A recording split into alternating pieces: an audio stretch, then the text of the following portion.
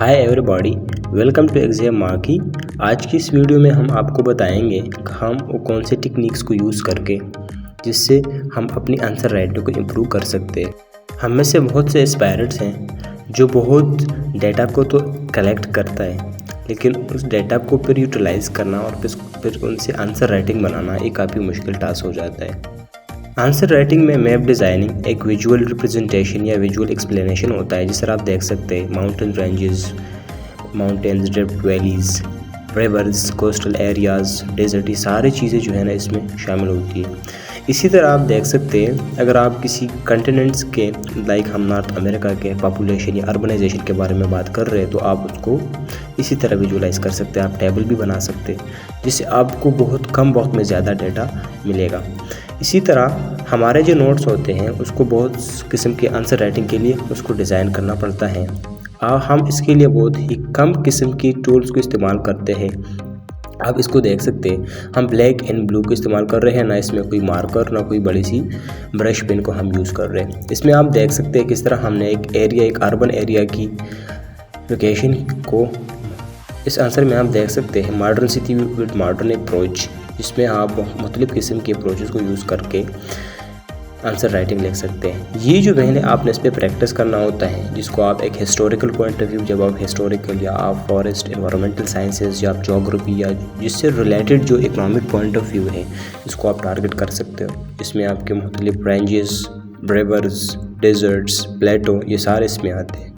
इस सारे को देख के इसके बाद हमारा जो मेन टास्क शुरू होता है वो है नोट्स मेकिंग का। इसके लिए आपको ज़रूरत पड़ेगी एक पेन की, एक इस सर्कल की, जिसे आप जो भी कहते हो, एक फुट की। बाकी इससे अगर आप इन तीनों से भी काम चला सकते हो। इसके लिए सबसे पहले आपको किसी भी मेंटोर की ज़रूरत नहीं है। आप इन चीज़ों से हज़ारों किस्म चीज़ों के स्ट्रक्चर्स और ग्राफ्स या डायग्राम मैप्स वगैरह बना सकते हो।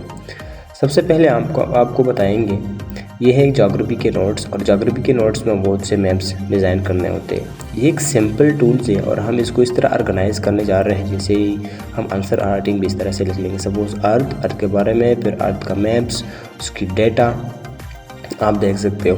तो इसी तरह से आप इन चीज़ों को अपने नोट्स इसी तरह तैयार करें ताकि आपका हर टॉपिक सिलेबस का एक आंसर राइटिंग, मतलब जब आप एग्जामिनेशन हॉल में बैठोगे तो आप ये नहीं सोचोगे कि मेरा इंट्रो क्या होगा, बॉडी क्या होगा, कंक्लूजन क्या होगा, और हमारा मैप्स कहाँ पर पुट होगा, हम डायग्राम कहाँ पर बनाएंगे, ताकि इन नोट्स आप इसी तरह बनाएं। हाँ, ये टाइम कंज्यूमिंग है, लेकिन इससे जो फ़ायदा होता है हमको ना, तो एग्ज़ाम हॉल में इसका बहुत बड़ा फ़ायदा होता है। आपको टाइम बच जाता है, आपको ऑलरेडी जो चीज़ें ना आपके माइंड में होती है। जिस तरह आप इसको देख सकते हो, ये माउंटेन रेंजेस आप बना सकते हो, कॉन्टिनेंटल क्रस्ट के बारे में या ओशियनिक क्रस्ट के बारे में आप लिख सकते हो। इसी तरह वर्ल्ड इम्पॉर्टेंट्स प्लेट्स होते हैं। इसी तरह हम कहते हैं how Himalayas mountain formed, Himalaya still rising region, जो इंडियन और यूरोशियन प्लेट्स है वो अभी भी कोलाइड कर रहे हैं, तो इसी वजह से ये हिमालयस बढ़ रहे हैं। इसी तरह से आप रिंग ऑफ फायर, जो वॉल्केनिक एक्टिविटीज़ हो रहे हैं, आप उसको ऐड कर सकते हो।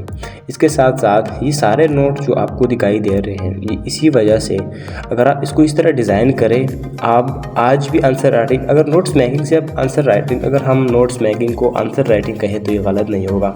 अपनी नोट्स मेकिंग इसी तरह करें कि आपको आंसर राइटिंग ही लग जाए, फिर आपको ज़्यादा चीज़ों की ज़रूरत नहीं होती। जिस तरह आप एक बार नोट्स मेकिंग करते हो फिर आंसर राइटिंग करते हो, तो एक ही तीर से दो शिकार क्यों नहीं कर लें।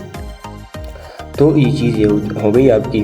और सबसे बेहतरीन बात, आपके पास अगर एक डायरी होनी चाहिए, जो मैं आपको दिखा रहा हूँ।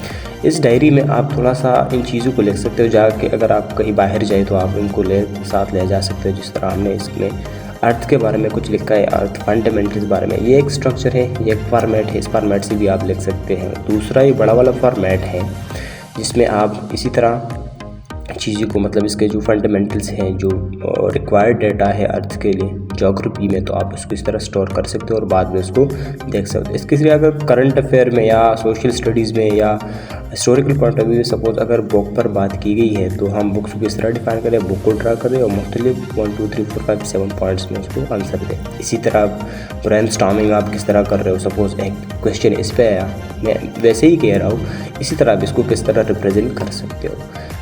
ये सिर्फ डिज़ाइन नहीं है बल्कि आप उसको एक विजुअल रिप्रेजेंटेशन भी दे रहे होते हैं। तो ये सारी नोट्स इसी चीज़ों का नतीजा है। अगर आप इस तरह मैपिंग करना चाहते हो तो हम 24 घंटे आपके लिए अवेलेबल हैं। तो let's see, thank you so much for watching.